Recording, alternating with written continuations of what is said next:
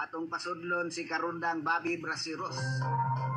Sa iyahang balita nga probinsyal nga panggoberno sa Cotabato nang hatag og 2,170 kasako nga bugas ngadto sa 39th IB og Civilian Auxiliary Active Auxiliary.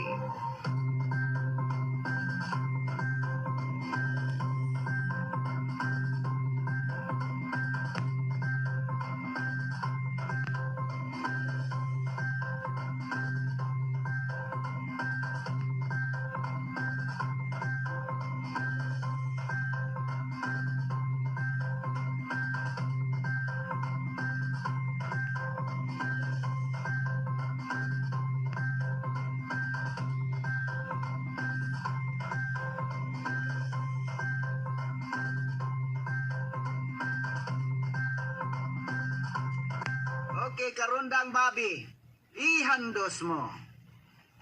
Niadtong Enero 8, 2026 sa Barangay Poblasyon Makilala, North Cotabato, ang provincial government sa North Cotabato nanghatag og kinatibuk ang 2,170 kasako nga bugas ngadto sa mga tropa sa 39th Infantry Battalion 39th IB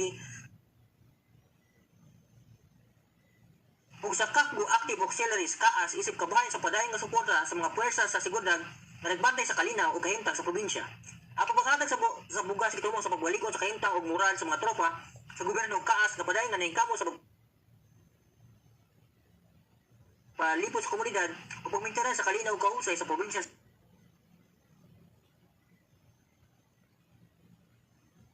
sa Cotabato.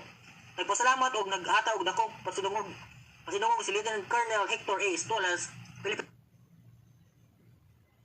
Army Commanding Officer ng IB ngadto sa provincial government sa Cotabato nga gipanguluhan ni Honorable Governor Emilio Lala Talinio Mendoza tungod sa walay hunong nga suporta sa batalyon ug sa kaubang puwersa.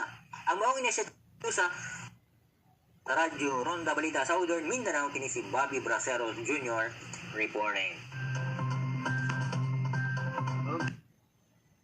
Okay, daghang salamat Karundang Bobby Brasiros.